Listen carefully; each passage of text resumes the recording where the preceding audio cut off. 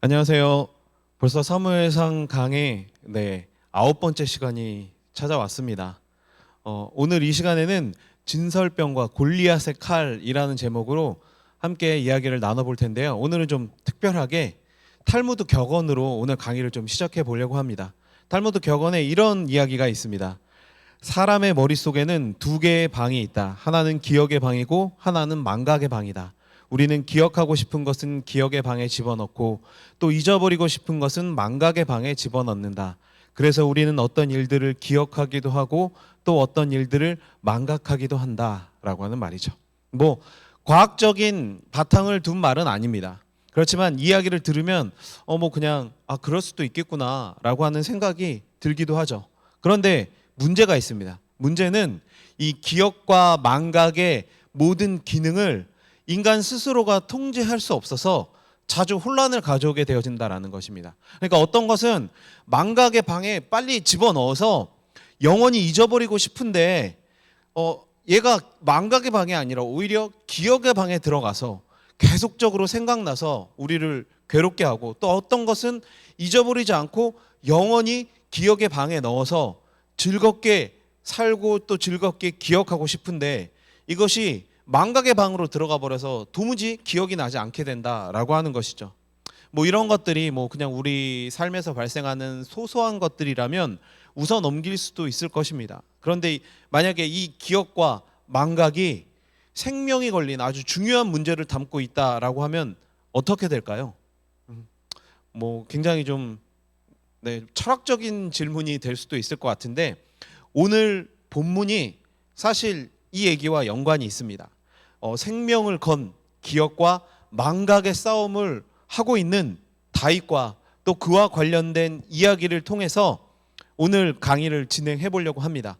이 사건을 통해서 과연 그가 잡아야 했었던, 반드시 붙잡고 있어야만 했었던 기억은 무엇이었는지, 아마 이 강의를 들으시면서 이 질문을 기억하시면서 강의를 들으시면 내용을 이해하시는데 조금 더 많은 도움이 되실 것 같습니다.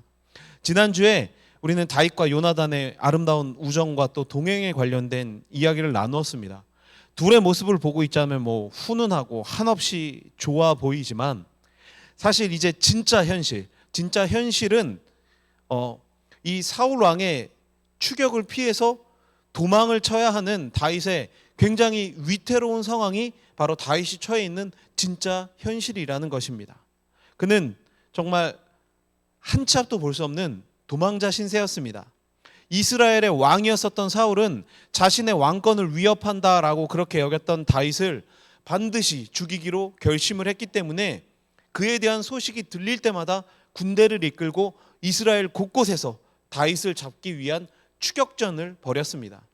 이러한 맹렬한 이 사울 왕의 추격을 피해서 다윗은 때때로 광야나 동굴, 주변 국가, 적국까지도 도피하면서 이런 위태로운 피난길을 계속해서 할 수밖에 없었던 것이 바로 다윗이 처해 있는 그런 상황이었던 것입니다. 오늘은 이 상황 속에 발생했었던 한 가지 일을 중심으로 이야기를 해볼 텐데요. 이런 도피 생활 중에 다윗이 높 땅에 도착을 하게 되어졌습니다. 높은 이스라엘의 종교의 중심지로, 원래 중심지였었던 실로, 사사기 강의를 통해서 너무 많이 들으셨던 이 실로가 쇠퇴한 후에 새롭게 종교의 중심지로 자리 잡은 곳이 바로 이 노비라는 땅이었습니다. 사울이 머물던 기브와 남동쪽으로 약 3km 떨어진 곳이고, 예루살렘에서는 북쪽으로 약 4km 정도 위로 떨어진 그런 곳이다라고 추정이 되어지고 있습니다. 이것을 종교 중심지로 보는 것은 당시의 대제사장이었던 아히멜렉이 거기에 있었고, 또 이것이 제사장들의 성읍이다라고 불렸기 때문에 그렇게 학자들은 이야기를 하고 있는 것이죠. 이 도망자가 된 다윗이 바로 제사장들의 성읍인 노브로 들어가게 되어졌습니다. 그런데 사실 이것은 우연이라고 보기는 좀 힘듭니다. 그가 노브를 피난지로 삼았던 것은 자신이 계속해서 처하는 이 당황스럽고도 이 위험한 상황들, 이 상황에 대해서 사실 하나님께 물어보기 위함이 첫 번째 이유였었던 것 같습니다. 사무엘상 22장 10절 말씀을 보면 아히멜렉이 그를 위하여 여호와께 물었다라고 얘기를 하고 있고, 이것에 대해서 이야기를 하고 있는 사무엘상 22장 15절에 내가 그를 위하여 하나님께 물은 것이 오늘이 처음이니까 라고 아히멜렉이 이야기하는 장면이 나옵니다. 이런 것들을 볼 때 지금 아히멜렉과 다윗의 얘기를 보면 지금 하나님께 물어봐 줄 것을 요청했다라고 하는 것을 분명히 알 수 있습니다. 이것이 바로 다윗의 신앙을 증명한다라고 볼 수 있는 것이죠. 삶의 어려움이 찾아올 때 믿음이 없는 자들은 자신이 가지고 있는 것들을 이용해서 그런 문제들을, 어려움들을 해결하려고 합니다. 그러나 믿음을 가진 자, 하나님을 주인으로 여기는 자들은 어려움이 닥치면 어떻게 하죠? 주권자가 되시는 하나님 앞에 나아온다라는 것입니다. 그리고 이렇게 그분을 찾는 자들을 하나님께서 기뻐하신다. 그리고 그 어려움들을 해결해 주신다라고 하는 것이 성경을 통해서 계속해서 우리에게 말씀해 주시고 계시는 것입니다. 그리고 제가 몇 번 언급했지만 사울과 다윗의 차이를 결정한 것, 그것도 바로 이것이죠. 뭐 정치력이나 무력, 지력, 뭐 이런 개인적인 능력이 아니라 바로 주권자이신 하나님을 얼마나 의지하고 찾느냐에 따라 결정되었다라고 그렇게 볼 수 있는 것입니다. 그렇게 다윗은 하나님을 찾았고 나아갈 길을 물었습니다. 그런데 이 굉장한 신앙의 모습, 믿음의 행보로 보이는 이 발걸음이 문제를 가지고 오게 되어집니다. 그리고 그 안에 사실 외부적인 문제뿐만 아니라 다윗의 나약했었던 부분들이 매우 적나라하게 드러나게 되는 것이죠. 무엇이냐면 다윗이 이제 노베 도착해서 대제사장 아히멜렉을 만났습니다. 본문 말씀을 보면 아히멜렉이 떨면서 다윗을 영접했다라고 그렇게 기록되어져 있습니다. 아히멜렉이 두려움을 느꼈던 이유가 무엇일까요? 그것은 평소와는 다르게 홀로 나타난 다윗을 보고 불안감을 느꼈던 것입니다. 그렇기에 이렇게 이야기하죠. 당신이 왜 혼자 여기에 온 것입니까? 라고 질문을 던진 것입니다. 이에 대해서 다윗의 대답은 간단히 이야기하면 자신이 홀로 은밀하게 사울 왕의 명령을 수행하는 중이다라고 그렇게 이야기를 하고 있는 것입니다. 이것은 명백히 거짓말이죠. 물론 지금 생명이 위급한 상황이니 거짓말을 좀 한다고 해서 이게 문제가 될 것인가 라고 이렇게 생각하실 수도 있습니다. 그러나 이것은 제사장의 성읍에 하나님의 도움을 찾아 이곳에 온 사람의 자세로는 분명히 어울리지 않는다라고 하는 것입니다. 이전에 다윗이 사울을 피해 처음으로 도피했었던 곳이 어디냐면 라마였습니다. 그곳에서 누구를 만나냐면 선지자 사무엘을 만났습니다. 그리고 사울이 자기에게 행한 모든 일을 고백하고 그곳에서 사무엘의 도움을 받았죠. 그러다가 그 이후에 잠시 사울의 아들 요나단을 만나고 그 다음에 도달한 곳이 노비였다라고 하는 것입니다. 이전까지 그러니까 다윗은 자신이 만나는 사람들 앞에서 모든 것을 솔직히 고백하고 진실되게 행동했었습니다. 그런데 지금 이 아히멜렉 앞에서는 거짓말을 하고 있는 것이죠. 그 이유로 생각해 볼 수 있는 것은 아히멜렉이 사무엘이나 요나단과는 다르게 다윗과 직접적인 연관이 없고 오히려 사울을 곁에서 섬기는 제사장 아히야의 형제였다라고 하는 것에서 추측을 해볼 수가 있죠. 한마디로 이 사람이 나에게 도움을 줄 사람인지 아니면 자신을 고발할 사람인지 쉽게 판단할 수가 없었다라고 하는 것입니다. 그러나 이러한 상황을 이해는 하지만 기준이 좀 높다고 얘기하실 수도 있지만 믿음을 가진 자, 특히 하나님의 도움을 구하는 진실된 자의 모습이 아니다라고 하는 것은 분명한 사실인 거죠. 아히멜렉이 못 믿었다면, 판단할 수가 없었다면 그곳으로 가지 않으면 그만입니다.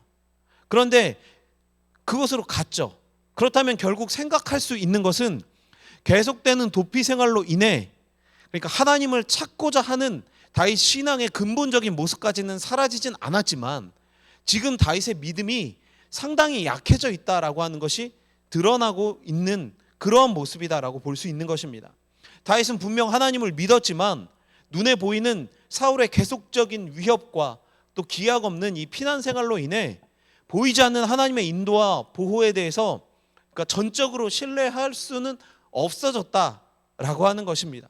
그렇기에 제사장을 만나서 하나님의 도움을 구하면서도 두려움에 사로잡혀서 제사장에게 거짓말을 하고 있는 모순된 행동을 보일 수밖에 없었던 것입니다. 그런데 다윗의 이 모습 보시면서 혹시 떠오르는 모습 없으십니까?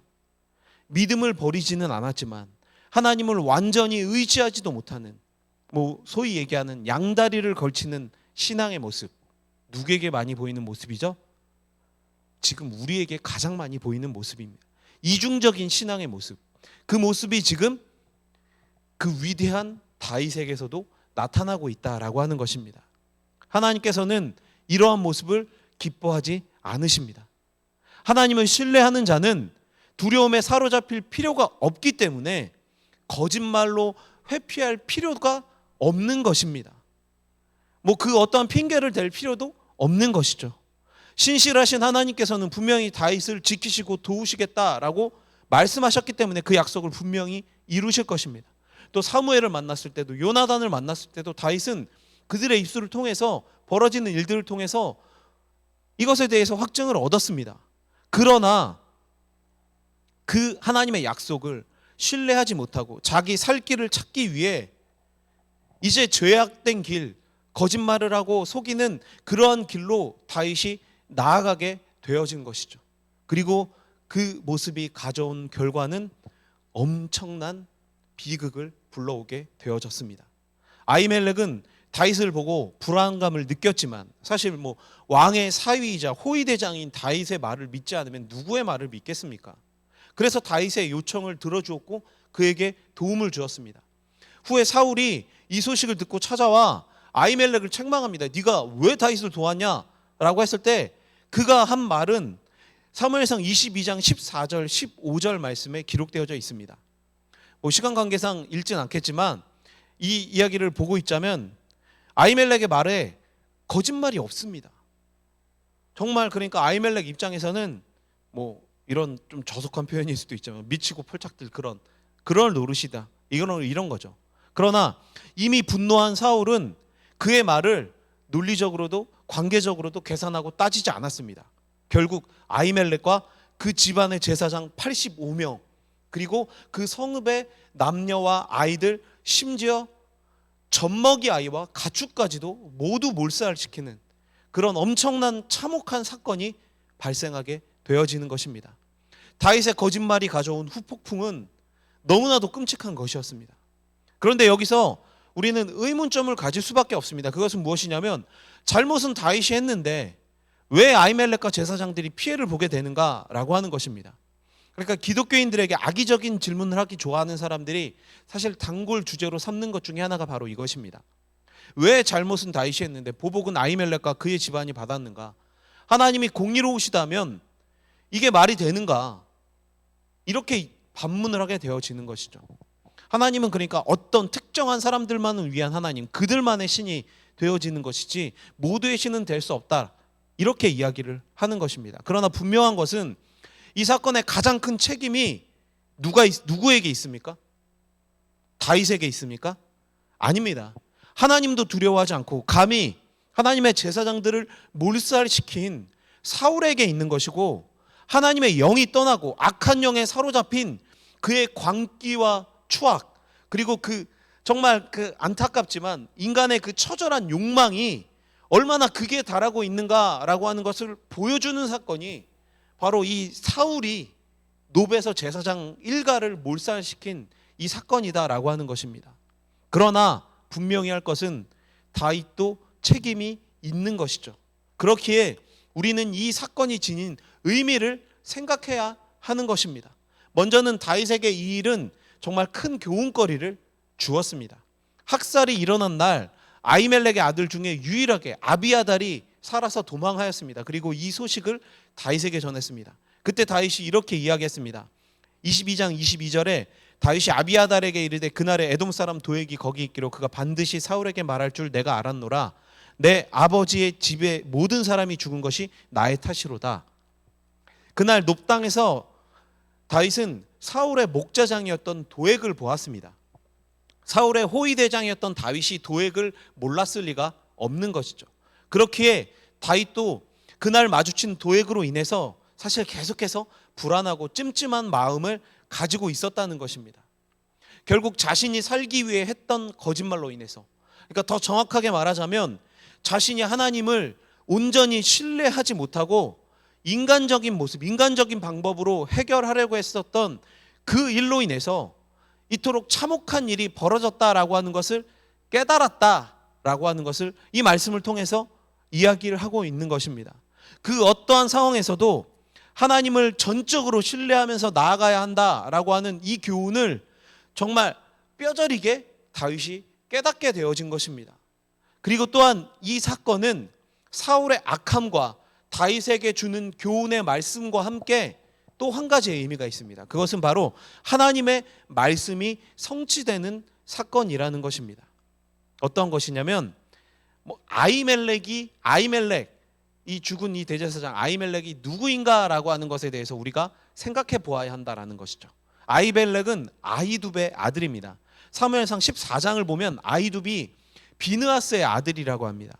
그리고 이 비느하스는 누구의 아들이죠? 바로 엘리의 아들입니다. 결국 아히멜렉은 사사 엘리의 증손이요 비느하스의 손자라는 것입니다. 이 시점에서 우리가 아히멜렉의 족보에 대해서 관심을 가져야 하는 것은 바로 하나님께서 그 집안에 징계를 내리셨기 때문입니다. 사무엘상 2장 31절 32절 말씀을 보면 사무엘을 통해서 하나님이 엘리 집안에 내린 저주의 말씀이 기록되어져 있습니다. 이것은 사사 엘리가 자신의 아들들의 죄악을 묵과하고 하나님의 제단을 더럽히는 것을 방치했기 때문에 어린 사무엘의 입을 통해서 내리신 징계의 내용인 것입니다. 엘리 집안 사람들이 모두 젊어서 죽을 것이다 라고 하는 너무나 무서운 징계이신 것이죠. 아히멜렉과 죽은 제사장들, 그날 죽은 사람들은 바로 누구죠? 엘리의 후손들이었다라고 하는 것이며, 이것을 통해서 하나님의 징계의 말씀이 성취된 것입니다. 여기서 우리는 교훈을 얻을 수가 있어야 합니다. 하나님께서는 신실하셔서 한번 말씀하신 것은 반드시 이루신다라고 하는 이것은 사실 우리에게 은혜의 말씀이 분명하지만 어떤 의미에서는 무엇보다도 확실한 경고의 의미도 분명히 주어지고 있다라고 하는 것입니다. 하나님께서는 복과 은혜뿐만 아니라 저주와 심판의 말씀도 분명하게 이루십니다. 그러니 우리는 모두가 이 하나님의 엄중한 심판을 두려워해야만 하는 것이며 그분의 말씀을 따라 살아가야 한다라고 하는 것이 바로 이 아히멜렉 일가가 죽은 이 사건을 통해서 이 성경을 대하는, 그리고 우리에게 주시는 하나님의 또 하나의 아주 중요한 교훈의 말씀이 되어진다라고 하는 것이죠. 이제 다시 그 아히멜렉이 다윗을 만났던 그 시간으로 조금 돌아가 보도록 하겠습니다. 그때 다윗은 자신이 이제 사울 왕의 비밀 임무를 수행 중이다라고 말한 뒤에 아히멜렉에게 두 가지를 요청합니다. 그것은 떡 5덩이나 무엇이나 있는 대로 내 손에 주소서라고 이야기를 하는 이것이죠. 첫 번째입니다. 먼저 다윗은 아히멜렉에게 자신이 먹을 수 있는 음식, 즉 떡을 요청하고 있는 것입니다. 그런데 아히멜렉이 지금 자신이 가지고 있는 것은 거룩한 떡밖에 없다라고 이렇게 대답을 하죠. 그런데 이 거룩한 떡이라고 불리는 오늘 강의의 제목이기도 한 이 진설병은 아무나 먹을 수 있는 음식이 아닙니다.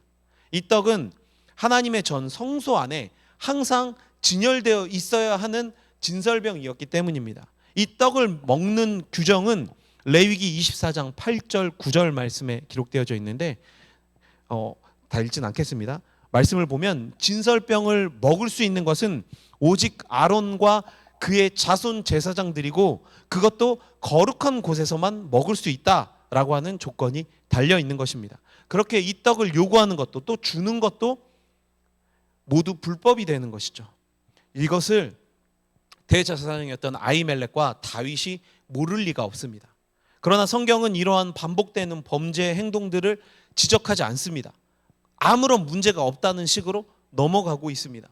오히려 예수님께서는 안식일에 밀 이삭을 잘라 먹는 제자들을 향해 비난하던 바리새인들을 책망하실 때 바로 오늘 등장한 이 사건, 다윗이 진설병을 먹는 사건을 언급하면서 인자가 안식일의 주인이다라고 그렇게 말씀하십니다. 이것은 이 사건 속에서 다윗이 생사의 위기를 넘나드는 그 절박함을 가지고 이렇게 할 수밖에 없었다라고 하는 것을 인정받았다라고 볼 수 있는 것입니다. 지금 다윗의 유일한 목적은 어떤 유익, 욕망을 실현하고 이런 것이 아니라, 욕심에서 비롯된 것이 아니라 오직 살아남기 위한, 그러니까 누구에게 해를 끼치고 이런 것이 아니라 정말 살아남기 위한 유일한 목적만을 가지고 이것을 이야기했기 때문에 행위 자체에는 분명히 문제가 있습니다. 행위도 문제가 없다라고 얘기하는 것은 아닙니다. 행위 자체에는 문제가 있지만 그 상황이 이해받았다라고 하는 것을 뜻하는 것입니다. 이것이 의미하는 것이 무엇이냐면 제도나 율법보다 생명이 우선이라는 것입니다. 하나님의 관심은 바로 생명이라는 것, 법을 지키는 것이 아니라 생명이라는 것을 나타내는 것이며, 그래서 안식일 사건에서 예수님께서 이 일을 비유로 삼으시면서 바리새인들이 그 율법에만 얽매이는 것에 대해서 책망을 하셨다라고 하는 것입니다. 이것이 은혜가 되는 것은 바로 하나님께서 우리의 행동 하나하나를 모두 문제로 삼으시는 것이 아니라 사랑으로서 우리를 용서하시고 기다리시는 분이다라고 하는 것이 나타나는 것이죠. 또한 이 안에 담긴 영적인 메시지가 있습니다. 그것은 바로 하나님께서는 연약하고 죄 많은 인간이 저지르는 실수나 어떠한 사건 속에서도 그 실수 때문에 복음이 중단되거나 하나님의 역사가 멈추는 법이 없게 하신다라고 하는 것입니다. 이 놀라운 하나님의 자비와 사랑으로 인해서 바로 죄 많고 연약한 인간이 끊임없이 사고와 문제를 일으킴에도 불구하고 그분 안에 거하며 살아갈 수 있다는 것을 말씀하고 계시는 것입니다. 다윗의 이러한 모습들을 통해서도 그 말씀이 증명이 되어지고 있는 것입니다. 하나님의 자비와 사랑이 끝이 없으시다는 것, 그리고 이것이 우리가 기대고 우리가 의지할 수 있는 하나님의 가장 놀라운 성품이 되어진다라고 하는 것입니다. 그렇게 다윗은 진설병으로 정말 그 엄청난 자신의 그 허기를 채울 수가 있었던 것입니다. 그런데 아히멜렉은 의식하지 못했을 수도 있지만 그가 진설병을 다윗에게 준 것에는 분명히 상징적인 의미가 담겨져 있습니다. 진설병은 성소에 보관하던 12덩이의 빵이었습니다. 일주일에 한 번씩 새 것으로 바뀌어지면서 성소에서 꺼낸 오래된 빵은 제사장만 먹을 수 있는 것이죠. 진설병은 그러니까 마치 우리가 제사상에 차려놓는 그런 떡과는 완전히 다른 개념이다라고 하는 것입니다. 진설병은 하나님이 드시는 것이 아니라 그분의 백성들에게 양식으로 주시는 하나님의 은혜를 상징하고 있는 것입니다. 또 진설병은 항상 성전 안 하나님 앞에 진열되어져 있었습니다. 다윗에게 이 빵들이 주어지는 것은 이 빵들이 하나님 앞에 있었던 것처럼 다윗이 어디를 가든지 여호와의 임재가, 하나님의 도우심이 언제나 다윗과 함께하고 계실 것이다 라고 하는 것을 상징하고 있는 것이죠. 그리고 8절에 보면 다윗이 아히멜렉에게 한 가지를 더 요구합니다. 여기 당신의 수중에 창이나 칼이 없나이까? 라고 물어보는 거죠. 다윗은 급하게 사울에게 도망치다 보니 자신을 지켜줄 최소한의 어떤 무기조차 갖추지 못한 상태였습니다. 그렇게 다윗은 지금 이곳에 보관되어 있는 무기가 혹시 있는지 그것을 물어보고 있는 것입니다. 근데 이때 정말 놀라운 대답을 듣게 되어집니다. 9절 말씀에 제사장이 이르되 내가 엘라 골짜기에서 죽인 블레셋 사람 골리앗의 칼이 보자기에 쌓여 에봇 뒤에 있으니 내가 그것을 가지려거든 가지라 라고 해요. 이 말씀, 이 사무엘상 이 말씀을 보시면서 이 부분에 집중하셨던 분들이 과연 얼마나 계실까라고 그런 생각이 되어집니다. 그냥 골리앗의 칼이 있었구나 이렇게 넘길 수밖에 없죠. 그러나 이 골리앗의 칼이 그냥 넘어갈 수 없게 너무나도 큰 의미를 가진 사람이 이 세상에 단 한 사람이 있었죠. 그가 누구죠? 그가 바로 다윗이었습니다. 다윗에게 있어서 이것은 정말로 잊을 수 없는, 그의 인생에 있어서 정말 그의 인생의 전환점이 되어지는 너무나도 중요한 사건 속에 등장하는 인물 골리앗의 이야기가 나오고 있는 것입니다. 하나님을 신뢰하며 보이지 않는 것을 보고 나아갔을 때 하나님께서는 어린 다윗에게 기적적인 승리를 허락해 주셨습니다. 하나님께서 하신다라고 하는 것을 아마 이날처럼 확실하게 경험했었던 적이 없었을 것입니다. 계속되는 도피 생활로 인해 잊어버렸던 다윗에게 가장 필요한 기억, 망각이 아니라 가장 필요한 기억은 바로 이 완전한 하나님의 일하심이었다라고 하는 것입니다. 그리고 이 기억을 가장 확실하게 되돌릴 수 있었던 것이 바로 골리앗의 칼이었습니다.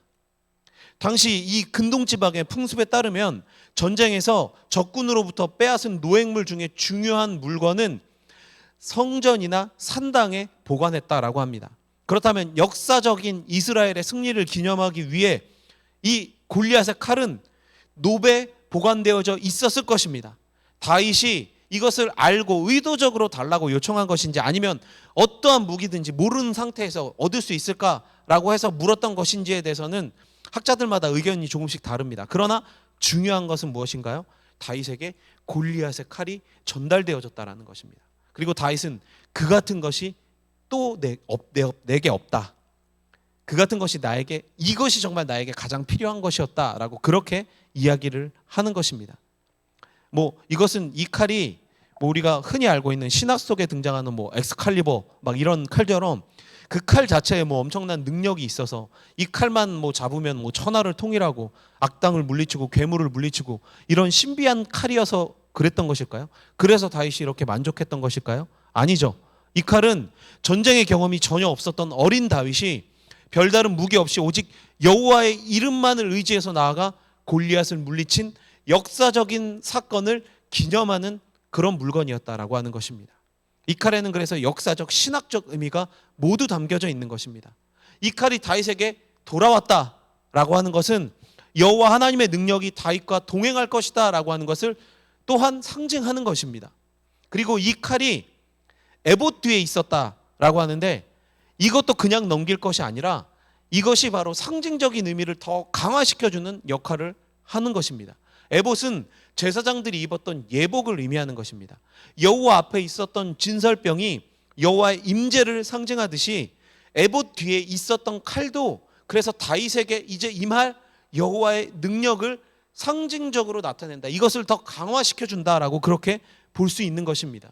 다윗이 이러한 영적인 의미를 완전히 이해했을지 몰랐을지는 정확하게 우리가 알 수는 없습니다. 그러나 이 칼을 보면서 한 가지 확실한 것은 다윗은 불가능한 현실 앞에서 기적을 베푸셔서 자신을 승리케 하신 이 하나님의 기억을 분명하게 되찾았을 것입니다. 너무나 힘든 현실 때문에 믿음이 흔들리고 잠시 망각의 방으로 떠나갔었던 이 기억이 다시 선명하게 돌아왔다라고 하는 것입니다. 그날 하나님은 다윗과 함께 하셨고 지금도 분명히 함께하고 계신다라고 하는 그 확신으로 인해서 다윗은 그만한 것이 내게 없다라고 그렇게 고백할 수 있었던 것입니다. 분명 다윗은 이해할 수 없는 고난 속에 지금 처해 있습니다. 자신의 어떠한 실수나 잘못 없죠. 아무런 잘못도 없이 갑자기 그냥 사지로 내몰린 것입니다. 이처럼 하나님을 열심히 믿고 그분을 의지하며 살았던 사람에게 어떻게 이런 일이 벌어질 수 있을까요? 사실 이 질문은 우리가 수없이 던지는 질문이기도 합니다. 그러나 하나님의 사랑과 자비는 결코 다윗을 그리고 하나님을 믿는 우리들을 버리지 않으신다라고 하는 것을 분명히 알려주고 있는 것입니다. 그분을 좀 더 의지하고 신뢰하는 삶을 살게 하기 위해서 하나님을 망각의 방이 아니라 영원히 기억의 방에 모셔두고 의지하게 하기 위해서 하나님께서는 때로는 믿는 자들에게 시련을 주시지만 그 안에 하나님께서는 수많은 사랑과 은혜의 장치들을 마련하시고 믿는 자들을 도우시는 분이 바로 우리의 주인, 주님이라고 우리가 믿는 그 하나님이시다라고 하는 것입니다. 이제 그 하나님을 분명히 기억하시기를 바랍니다. 예를 한 가지만 드리도록 하겠습니다. 대부분 군 생활의 대부분을 바다에서 생활하는 해군에게 제일 중요한 것은 총 쏘는 기술보다도 수영이라고 합니다. 그런데 모든 군인들이 처음부터 수영을 할 줄 아는 건 아니기 때문에 입대를 하면 먼저 수영을 배우게 된다라고 하죠. 군대에서 수영을 가르치는 방법은 사실 여러분들도 충분히 예측하시겠지만 굉장히 간단합니다. 물에 그냥 던져 넣는 겁니다. 그러면 죽지 않기 위해 생존 수영에 대한 이론적인 교육은 배웠기 때문에 그것을 하게 된다라고 하는 것입니다. 물도 엄청 먹고 죽을 고비도 넘기지만 그래도 대부분은 배우게 되는 것이죠. 그러나 이 방법으로도 배우지 못하는 사람들은 그냥 지켜보다가 정말 말 그대로 죽기 직전에 구해준다라고 합니다. 물론 뭐 조금 옛날 얘기이긴 하기 때문에, 그리고 저는 뭐 육군 출신이기 때문에 제가 뭐 해군을 정확하게 알 수는 없습니다. 그러나 뭐 군대 다녀온 분들 뭐 이런 이야기들 굉장히 많이 하시죠. 근데 제가 이 군대 이야기를 갑자기 꺼낸 게 뭐냐면, 이것과 비슷한 오해를 우리가 이 광야 학교라고 부르는 하나님의 시련 속에서 너무나도 많이 이런 오해를 하고 있기 때문에 이 예를 드린 것입니다. 하나님은 우리를 고난 속으로 또 광야 학교로 보내실 때가 있습니다. 그렇죠. 그리고 많죠. 네. 그러나 그분께서는 마치 이 군인들을 훈련시키는 교관처럼 그냥 정말 생과사에 딱 던져놓고 알아서 나와라. 그래서 나와야 내 백성이고 그냥 죽으면 뭐 어쩔 수 없다. 뭐 이런 식으로 그렇게 내버려두고 지켜보는 분이 아니라는 것입니다. 다시 말하면 고난은 우리가 하나님을 더 이해하고 신뢰하게 만들기 위한 도구이지만, 그 고난 속에 그냥 던져놓고 팔짱 끼고 나 몰라라 그렇게 지켜보는 분이 바로 하나님이 아니라, 항상 함께 하시며 그것도 모자라서 연약한 우리가 실족하거나 쓰러지지 않도록 곳곳에 도움의 장치를 마련하시고 우리가 그 모든 시련을 이겨내기를 간절히 원하고 바라고 계시는 분이 바로 사랑 많으신 우리 하나님이시다라고 하는 것입니다. 그것이 오늘 본문을 통해서 나타나고 있는 것입니다. 다윗은 사울의 이 추격을 피해서 지친 몸과 마음을 가지고 높당에 도착했습니다.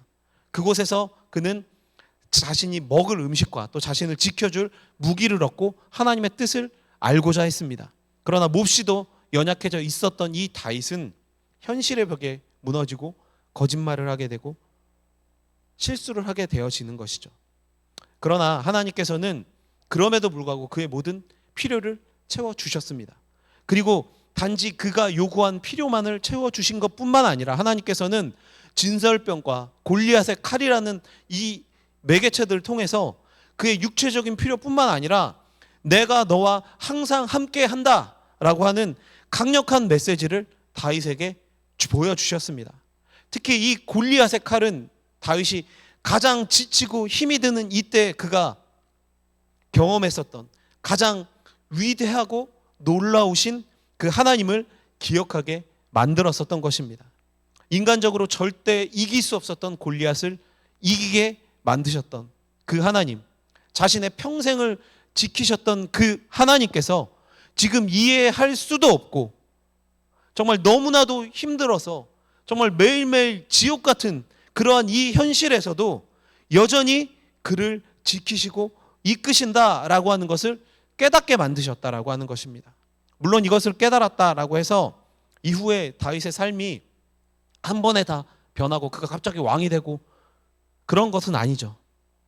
뭐 여전히 그는 어려움에 처해 있고 이후에 다윗 인생에서 가장 치욕적인 사건, 블레셋으로 도망했다가 살아남기 위해서 미친 척을 했었던 그런 치욕적인 사건도 발생합니다. 그러나 다윗도 연약하고 죄 많은 인간이기 때문에 계속해서 실수를 하고 죄를 범하게 되어지는 것이죠. 이 인간적인 실수와 이 방법들 속에서 하나님의 일하심, 이것을 경험하는 이러한 경험들이 쌓여서 그가 점차 하나님을 완전히 신뢰하고 그분의 뜻에 합당한 그런 사람으로 변화되어져 가고 있는 것입니다. 하나님을 내 필요에 따라 기억의 방에 넣었다가 망각의 방에 넣었다가 하는 것이 아니라 언제나 하나님을 기억하고 그분께 순종하는 삶을 배워 나가고 있는 것입니다. 이제 강의를 마무리하도록 하겠습니다. 지금 우리는 우리가 처해 있는 이 광야의 학교에 어디쯤에 와 있을까요? 혹시 그 시작점 아니면 정말 너무나도 힘든 날들이 연속되어져서 정말 왜 이렇게 계속 힘드냐라고 이런 그 고통의 절정의 순간에 혹시 그런 시간들에 내몰려 계신 성도님들이 있으실지 모르겠습니다.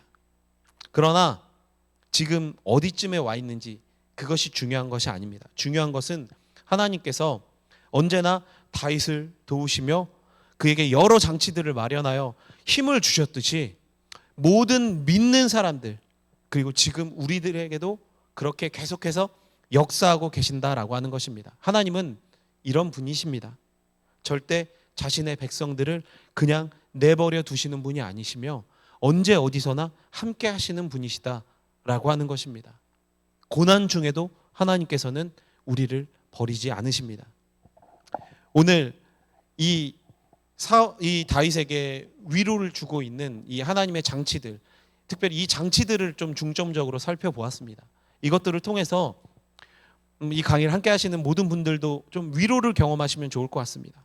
그리고 이 한 주간 살아가시면서 하나님이 이 고난 중에, 이 어려움 중에 나에게 마련해 주신 장치는 무엇인가 라고 하는 것을 한 번쯤 생각해 보시고 찾아보시면 좋을 것 같습니다.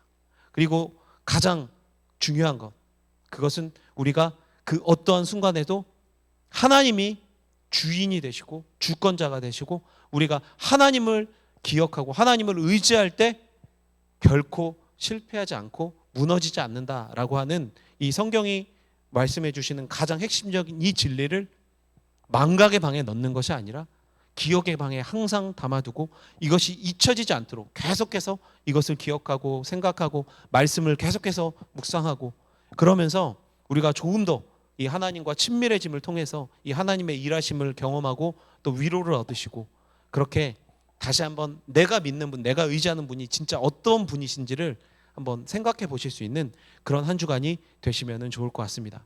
오늘 강의는 여기까지 하도록 하겠습니다. 오늘도 대단히 수고 많으셨습니다. 평안한 일주일 되세요.